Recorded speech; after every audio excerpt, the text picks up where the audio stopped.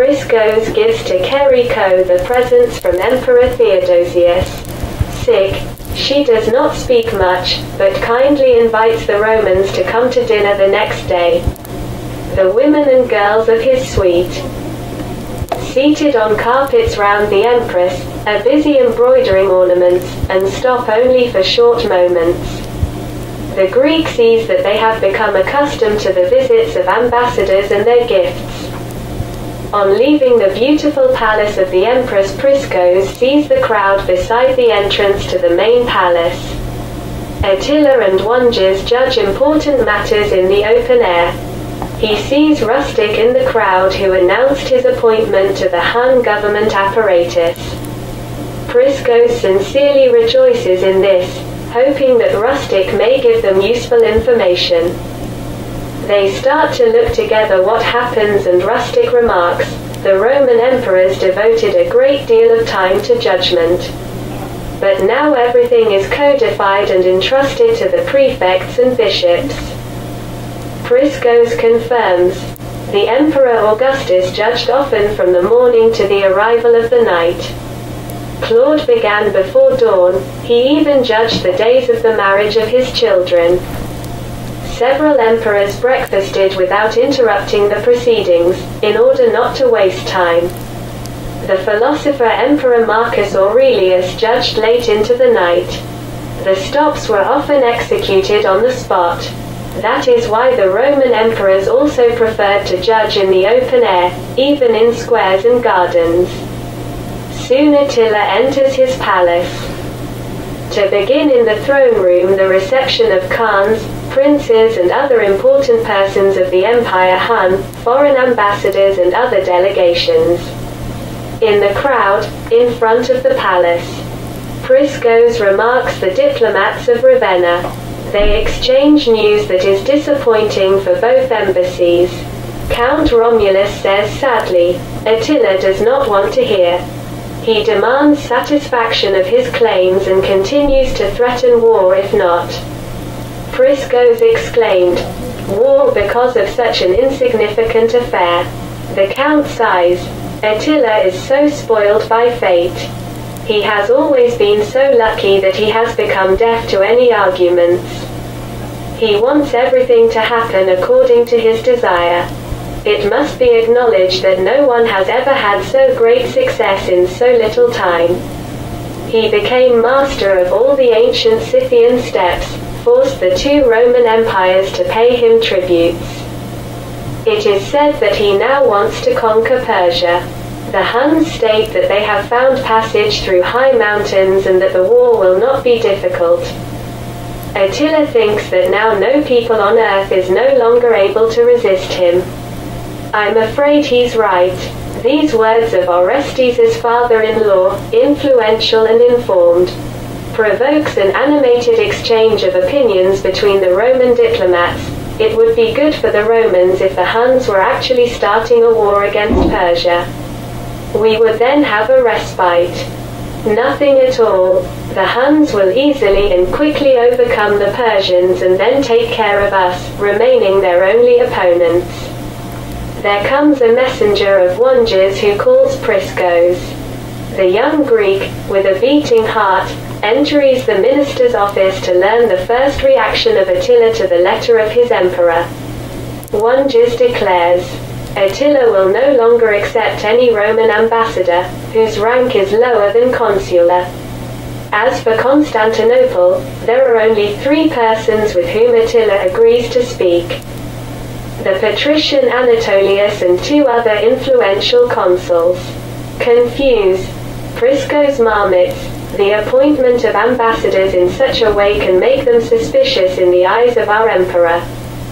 Onesisis says dryly, "If this condition is not satisfied, you will have war again." This news strikes Maximin.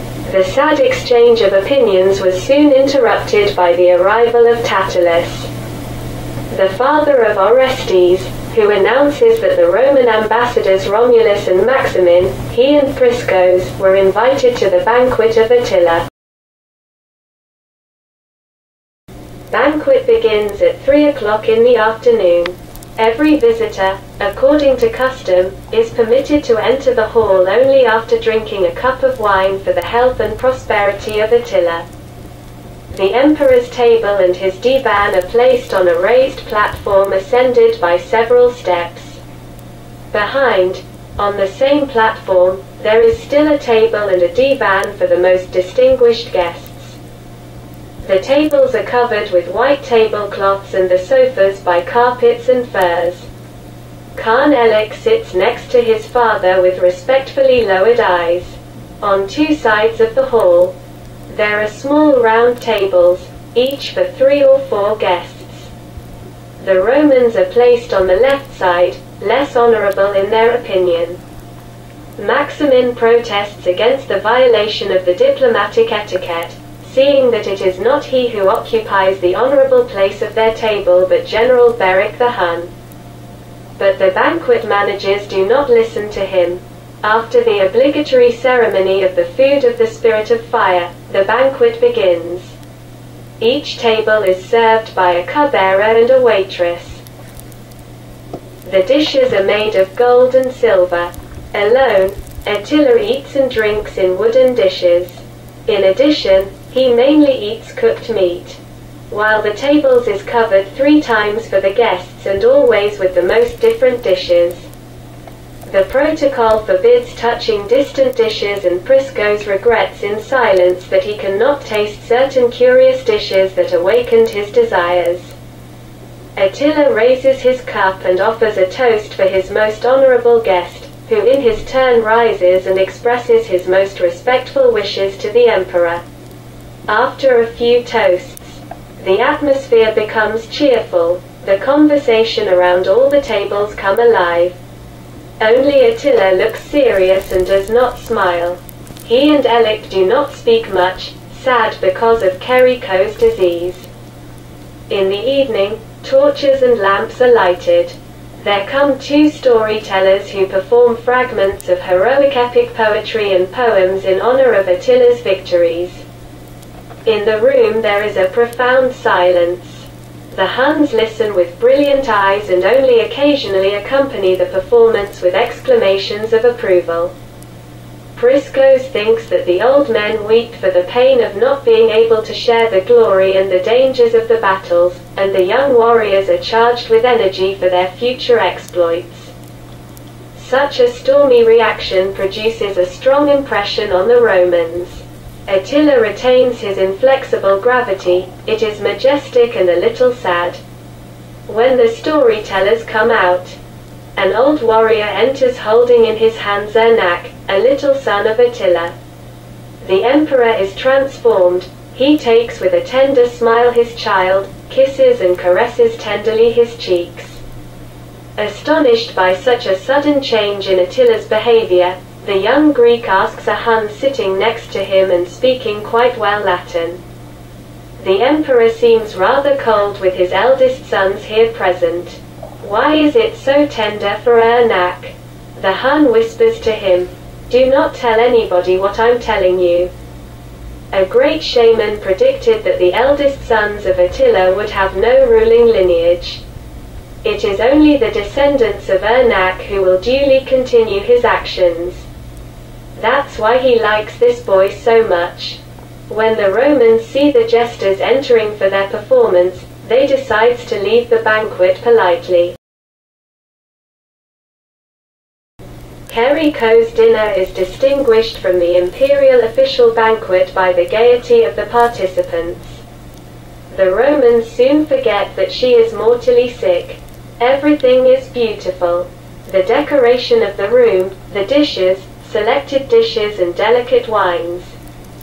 Salvian sees that the empress, now nearly 50 years of age, is always cheerful and benevolent as in her youth. The Romans give in to her charm and all participate at the end of the evening in an amusing game, where it is necessary to pronounce a toast for its neighbor and to embrace it. The beautiful neighbors of Priscus are young concubines of the emperor. That was fine, but Attila did not receive the Roman ambassadors and did not reply to the letters of the emperors. Only once. During a dinner, Attila speaks with Count Maximin of an unexpected subject. He reminds her of the promise of the Emperor Theodosius to marry one of her secretary advisors, to a rich bride. But this fiancé at the last moment was abducted by General Zenon. Attila demands that the Eastern Roman Emperor keep his promise. Maximin tries to prove to him that Theodosius is not guilty in this incident. At the end of March, Attila announced that he allowed Ambassador Maximin to return to Constantinople accompanied by Beric, who would carry the letter of the Emperor Hun with the conditions of peace which he dictated to the Emperor Theodosius. Attila refuses to receive Maximin and Priscos before they leave, but sends them valuable gifts: horses, carpets, furs, belts and jewelry. But the psychological pressure on the Romans is prolonged on the way. Beric and his warriors are very coarse. Roman spies and fugitives are executed before their eyes. On the ancient frontier the Romans meet Vigilus, joyous, returning from Constantinople. The Ravenna embassy is also returning home, hoping that the matter will be resolved with the help of Aetius and the new secretary advisor sent by him to Attila. Before his return, Romulus succeeds in meeting Attila, thanks to the intervention of his son-in-law Orestes, and asks him, "What do you send to our emperor?" Attila smiles enigmatically, "Tell him that I shall soon come to see him." What does this message mean? A threat? But the Emperor Hun is of sincere cordiality with the parents of his minister and General Orestes, and at the height of generous gifts.